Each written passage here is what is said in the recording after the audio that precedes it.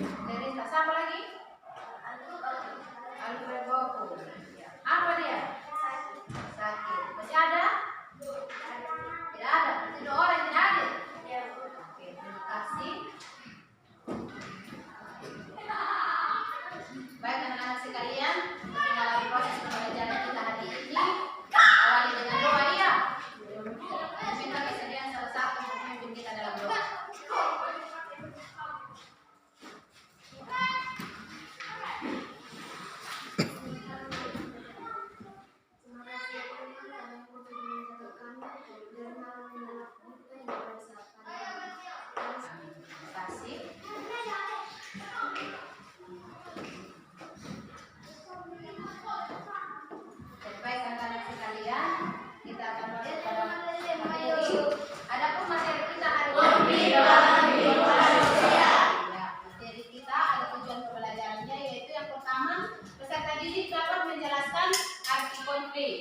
Terus yang kedua, peserta didik dapat mengidentifikasi faktor penyebab konflik sosial. Dan yang ketiga, peserta didik dapat menjelaskan cara menangani konflik. Oke anak-anak, halo. Hai. Semangat toh? Makasih Bu. Kita lanjut ya. Nah, tadi kan tujuan pembelajarannya meminta pengertian dari konflik. Nah, ada pengertian konflik itu yang pertama, menurut Kamus Besar Bahasa Indonesia, konflik diartikan sebagai percekcokan atau perselisihan atau pertentangan. Itu menurut Kamus Besar Bahasa Indonesia. Konflik sosial itu ada beberapa faktor yang terjadinya konflik. Yang pertama itu adanya faktor perbedaan individu. Nah, perbedaan individu itu di mana masing-masing individu memiliki perasaan dan pendirian yang berbeda-beda, di mana hal itu dapat mengakibatkan bentrokan di antara mereka atau di antara individu tadi. Contohnya, mungkin saja kamu ingin ketika belajar suasananya tenang di dalam kelas, tetapi karena dengan adanya berbagai macam karakter di dalam kelas, sehingga menyebabkan ada saja siswa atau salah satu yang memiliki keinginan dalam ketika belajar, dia ingin sambil mendengar musik atau sambil bernyanyi contohnya. Jadi di situ ada perbedaan karakter sudah. Dengan perbedaan itu mengakibatkan konflik karena kamu punya keinginan, saya maunya dengan suasana tenang. Ketika saya belajar atau ketika ada tugas yang saya kerjakan harus suasana hening, tenang. Tapi ada teman yang lain lagi harus bekerja dengan sambil bernyanyi lah atau mendengar musik atau sambil menjenguk. Dengan perbedaan itu dapat mengakibatkan konflik antara teman satu dengan yang lain. Oke, itu faktor yang pertama. Terus faktor yang kedua, itu adanya perbedaan latar belakang kebudayaan, di mana orang dibesarkan dalam lingkungan kebudayaan yang berbeda-beda, dengan juga berbagai kelompok kebudayaan memiliki nilai dan norma sosial yang berbeda pula. Ada yang menganggap bahwa itu adalah salah ketika orang lain itu memiliki kebudayaannya sendiri, sehingga dia menganggap bahwa budaya itu saya punya budaya sudah yang paling bagus, yang paling baik. Dengan pemahaman seperti itu menimbulkan konflik juga, karena menganggap budaya orang lain itu tidak baik atau tidak sesuai. Yang faktor yang ketiga itu perubahan nilai yang cepat. Nah, perubahan yang cepat yang terjadi pada suatu masyarakat dapat mengganggu keseimbangan masyarakat dalam hal sistem nilai dan norma yang berlaku, sehingga akibatnya konflik dapat terjadi karena adanya ketidaksesuaian antara harapan individu dengan harapan masyarakat. Nah, untuk yang C, akibat konflik sosial. Akibat dari konflik itu adalah yang pertama, meningkatnya solidaritas sesama anggota kelompok. Yang kedua, retaknya hubungan antara individu atau kelompok. Contohnya, kalian mungkin pernah konflik dengan temanmu. Misalnya pernah bermasalah atau berselisih dengan temanmu yang menyebabkan mungkin saja beberapa hari atau beberapa waktu kalian tidak saling menegur, tidak saling menyapa karena dengan konflik tadi, dengan perbedaan. Nah, ketika kalian sudah menjalani hari-hari, beberapa hari ada kesadaran, ketika seperti ini ada kesadaran tidak sama-sama salah atau dia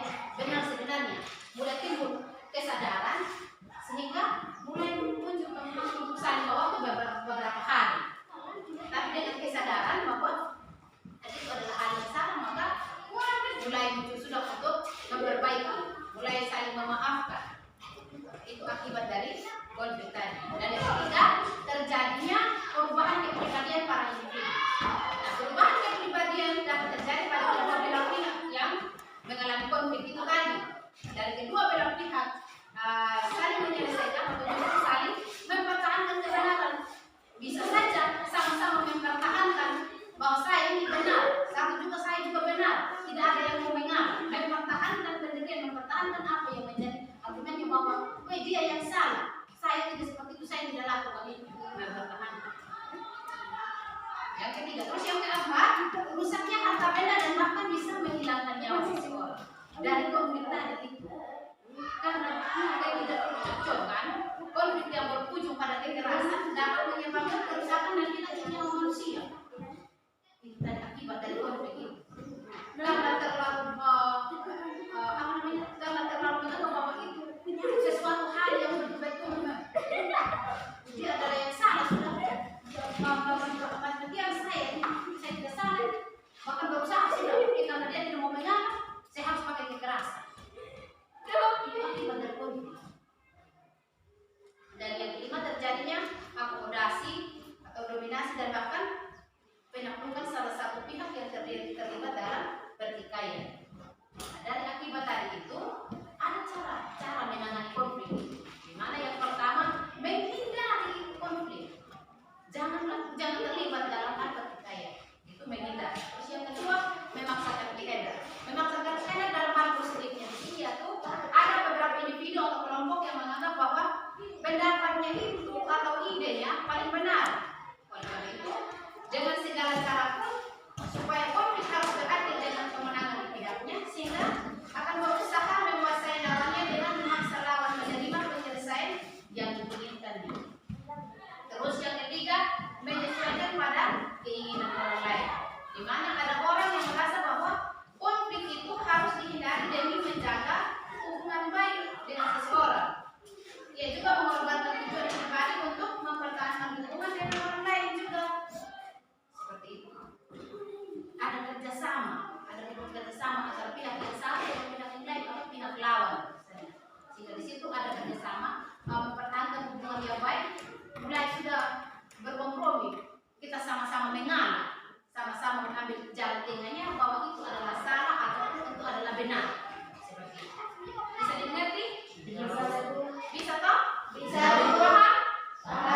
Baik rekan sekalian, demikian penjelasan Ibu hari ini terkait materi kita tentang konflik. Dan dalam penjelasan ini, dalam pembelajaran hari ini, buat strategi dalam hal permainan ya. Permainan di mana ketika dalam proses pembagian kelompok atau ibu akan membagi beberapa kelompok, dan di satu kelompok masing-masing itu ibu sudah siapkan hadiahnya. Dan hadiah itu sebentar ibu simpan di atas meja. Siapa yang dapat atau mungkin ada juga yang tidak dapat. Nah, dari itu sebentar kira-kira menurut kalian ada terjadi konflik tidak dari permainan sebentar? Hadiah. Tujuan dari ibu siapkan ini, sebentar ibu letakkan di atas meja masing-masing. Sebentar silakan berbalik badan. Di sini ibu sudah siapkan hadiahnya di atas meja dengan tujuan sebentar kalian akan diberi aba-aba. Ibu akan kasih aba-aba. Hitungan ketiga langsung serendam sorong tangan untuk ambil. Bisa dipaham Pak? Tidak. Oke. Nah sekarang silakan bangun untuk balik menghadap meja yang berisi hadiah. Pas ke setengah turun pun. Sabar ya, sabar.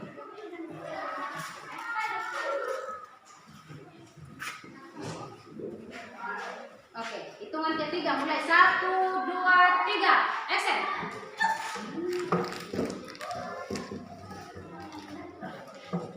Oke, sudah toh? Sudah Bu.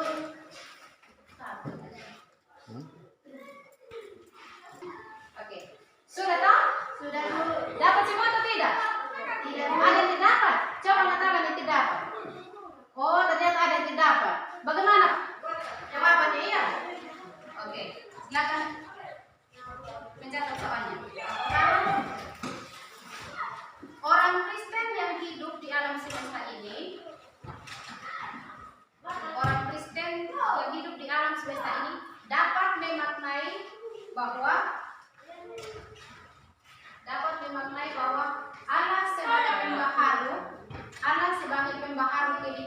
manusia. Anak sebagai pembahas kehidupan manusia. Sedangkan tugas remaja Kristen di alam semesta ini untuk apa? Itu yang pertama. Yang kedua, orang yang mengenal Allah dengan benar, akan mengasihi Allah dan sesamanya. Hakikat kasih Allah itu adalah Oke, itu dua pertanyaan. Silakan kalian berdiskusi, mengerjakan. Sebentar Ibu kasih waktu untuk kalian menyampaikan jawaban. Oke, silakan.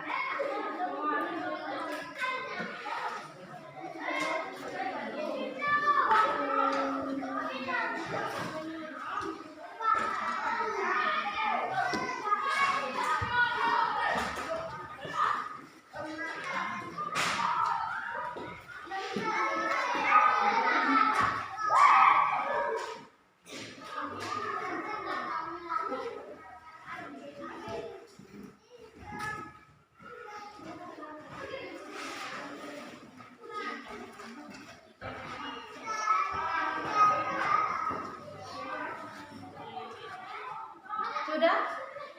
Belum?